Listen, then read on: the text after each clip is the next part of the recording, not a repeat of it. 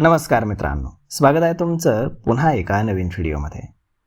मित्रांनो, भारतातील आघाडीची डिस्काउंट ब्रोकिंग कंपनी झिरोदानं आपल्या प्लॅटफॉर्म इंट्राडे डेरिव्हेटिव्ह ट्रेडिंग करणाऱ्या गुंतवणूकदारांसाठी ब्रोकरेज शुल्कामध्ये मोठी वाढ जाहीर केली आहे. 1 एप्रिल 2026 पासून काही विशिष्ट परिस्थितींमध्ये इंट्राडे फ्युचर्स आणि ऑप्शन्स ट्रेडवरती प्रति ऑर्डर 20 रुपयांऐवजी 40 रुपये शुल्क आकारलं जाईल. सेबीच्या नियमांनुसार कोणत्याही डेरिव्हेटिव्ह ट्रेडसाठी आवश्यक एकूण मार्जिनपैकी 50% हिस्सा हा रोख किंवा समतुल्य म्हणजेच FD किंवा बँक गॅरंटी स्वरूपामध्ये असणं आवश्यक आहे.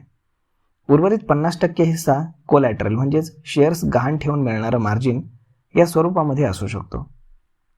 आतापर्यंत ट्रेडर्सकडे कॅश मार्जिन कमी असल्यास झिरोदा स्वतःच्या निधीतून ती कमतरता भरून काढत असे आणि ग्राहकांकडनं अतिरिक्त शुल्क घेत नसे. मात्र आता हा खर्च ग्राहकांकडनं अतिरिक्त ब्रोकरेज स्वरूपामध्ये वसूल केला जाणार आहे. यावरती आता जे इंट्राडे F&Oमध्ये 50% कॅश मार्जिन न ठेवता केवळ कोलॅटरलचा वापर करून ट्रेडिंग करतात, तर ते लोक प्रभावित होणार आहेत.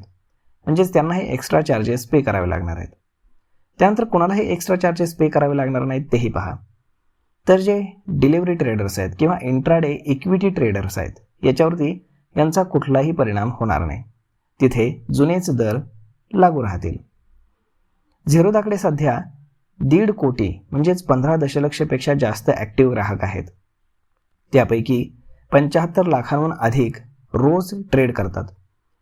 मार्केटमध्ये शेअर्सच्या बाबतीमध्ये झिरोदा ही टॉप 3 ब्रोकर्समध्ये येते.